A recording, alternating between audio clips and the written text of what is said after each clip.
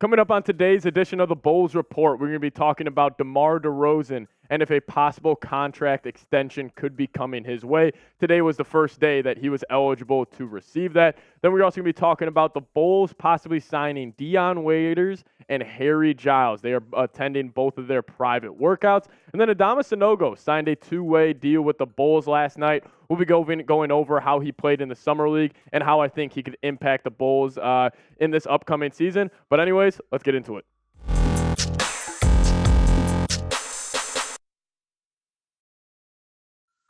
What's going on, guys? Welcome into the Bulls Report. My name is Patrick Siepmans. Thank you for joining us on this Tuesday in the middle of the week. But we got a loaded show for you guys, and I'm excited to break down the topics and just dive into the Chicago Bulls conversations that we'll be having today. Let's start off with DeMar DeRozan, as he is eligible to sign a contract extension with the Chicago Bulls. And this extension, the max deal he could receive, is a 4-year, $179 million extension with the Bulls. And I will say first, I don't expect the Bulls to sign him to that 4-year, $179, but also it wouldn't be the craziest thing in the world with kind of seeing how this direction of the franchise has gone over the past couple of years. But over the past couple of years for DeMar, I mean, he's been fantastic with the Bulls. Like, he has just been super productive from especially that scoring output. I mean, that 2021 season when he had Lonzo Ball next to him, he was great. I mean, that was when the Bulls were number one in the Eastern Conference before Lonzo went down.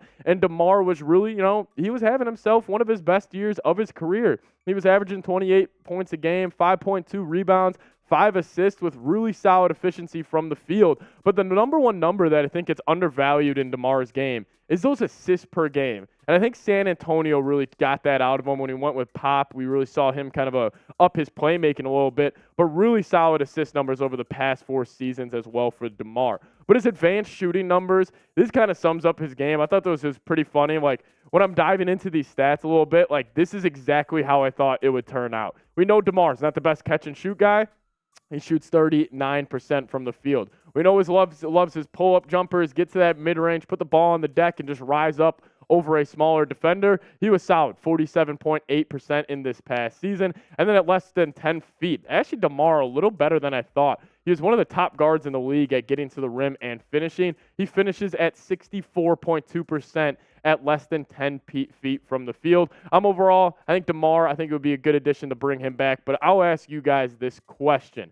Would you extend DeMar DeRozan? I'll make this the pinned comment on today's video. So YouTube's going to throw an ad break your way. Sit back, let it play, and let me know your thoughts if you would extend DeMar DeRozan. Give me a Y for yes or give me an N for no down in the comment section.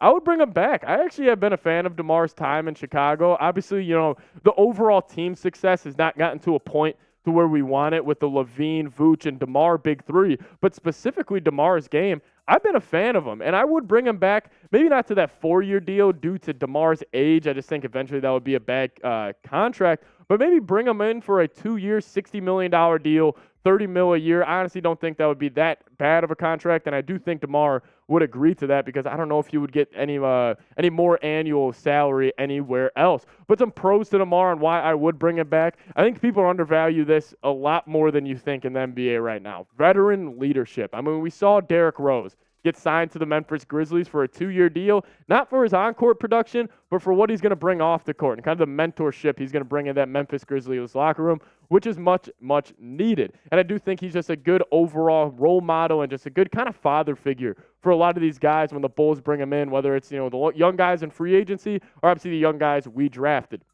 Number 2, we obviously know it. He's a mid-range assassin, and the mid-range game, it's maybe been not as utilized as much as back in like the early 2000s and mid-2010s, but it's still a valuable asset to have, and he is one of the best in the game at it. I mean, he's an absolute mid-range assassin, and we've seen it kind of translate to the postseason throughout DeMar's career as well. The mid-range game, it may not be as prevalent in the regular season nowadays, but it's still a big part of postseason basketball in the NBA. And like I mentioned at the top of the show, he's an underrated playmaker. I mean, that 1 year, he averaged 7 assists a game. And I feel like when people think of DeMar DeRozan, they just think of, super smooth mid-range player. But he's able to get his teammates involved, get his teammates a little extra looks. And we really saw that when he went to the Spurs after his Toronto days, when he was involved in that Kawhi Leonard trade, we really saw him uptick on his, usage rate, especially from a playmaking standpoint. Those are 3 reasons why I would, honestly bring back DeMar DeRozan. I think he's just a good leader, obviously that mid-range assassin game, and an underrated playmaker. But let's shift to the Bulls possibly bringing in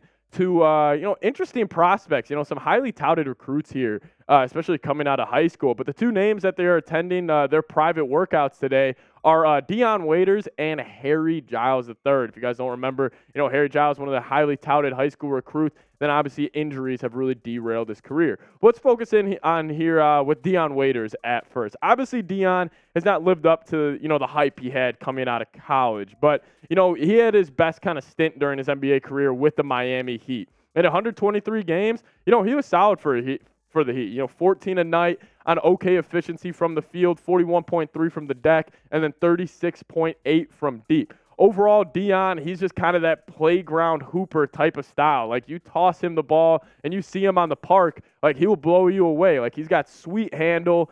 He's kind of got that, like, a little Joe Johnson to his game a little bit. But overall, with the Dion Waiters thing, I would be kind of out on him. Like, maybe if the Bulls were, a rebuilding team, which I thought they should have kind of shifted in that direction during the offseason, then maybe you take a flyer on a guy like Dion. But really, what is he going to bring to you? Like, I don't think the on-court productivity will be that much, and especially the off-the-court productivity and just the overall fit in the Bulls locker room. I just don't think he meshes well. I think the Bulls kind of have a, believe it or not, I actually do believe the Bulls have a lot of dogs in that locker room, a lot of defensive-minded guys, and Dion doesn't really fit that bill, but he's also not too good offensively anymore in his career. So overall, I'll be out on Dion Waiters. But the second guy on this list I think is the more interesting prospect is Harry Giles. And, his career numbers, by no means has he lived up to that third overall ranking in his high school class. I mean, only averaging 13 minutes a night with just under 6 points, 4 rebounds, solid efficiency from the field as a slasher at 51.1%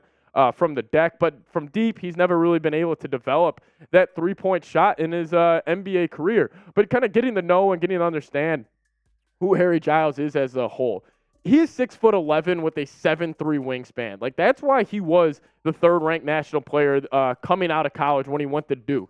Like, a lot of people thought this guy was going to be absolutely, like, the next big thing. Like, whatever we kind of thought, like, obviously not to, like, the Chet Holmgren and, Victor Wembanyama hype, but, like, he was up there as one of the more highly touted prospects coming out of high school, and obviously when he entered, the league. But he was the 20th overall pick in the 2017 draft. He had that nasty leg injury when he was at Duke. He just never really got to, live up to his full potential. So if I had to pick one out of these two guys, I would probably go Harry Giles just because of the upside that he has. But I'll ask you guys this question. Pick one to sign out of these guys. This is a typo. This is just on me. Just give me an HG if you want Harry Giles, or give me a DW if you would want Dion Waiters on the Chicago Bulls. I'll be typing my HGs in the comment section. But I'll ask you guys. Pick one to sign out of Harry Giles and Dion Waiters. And while you're down there getting those questions or answering the question that I asked you guys can head to chatsports.com/Bulls combo and get this sweet two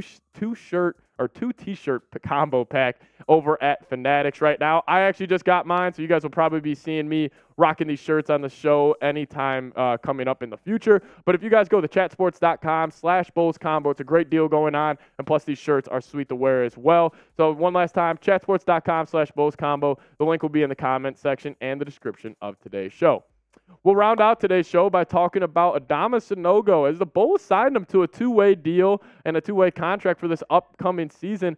A little shocking that they, made this move. Honestly, I thought, he's been okay during the summer league, nothing too impressive. But, I mean, his summer league numbers, shooting 38% from the field for a big, that's not too good. But 6.5 points per game, 8 rebounds a night, and 1 block. Sanogo in the summer league, listen, he's looked okay at spots. He looked a lot better in Game 2, incredibly inefficient in Game 1. But the rebounding numbers, he's definitely there. He's just more of an old-school big guy. But he hasn't really been living up to, obviously, his expectations that he had coming out of college. As still as a UDFA, I still expected maybe a little more from Sanogo in Summer League. But, overall, I just haven't really been too impressed. I thought maybe he would kind of, change this tune of, these true back-to-the-basket bigs, still have a spot in the NBA. I just don't really think that is the case, especially with Sanogo's game. But he was fantastic in college. I mean, 17 points a night, 7 rebounds, one of the most efficient players we've seen over the past couple of seasons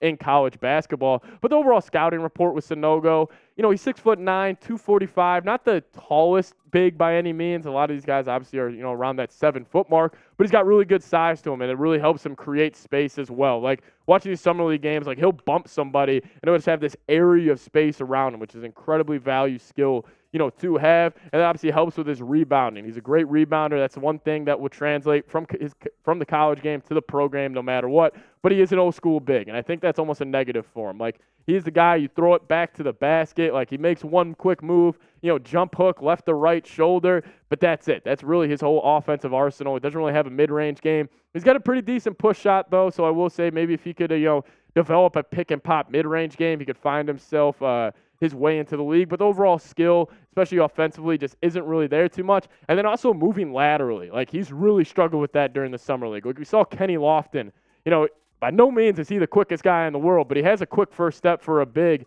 And, he was beating Sanogo off the dribble almost every single play, getting to the paint, making him look extremely, extremely slow. So just Sanogo, he's kind of a one-trick pony, back to the basket big, decent size, good rebounder.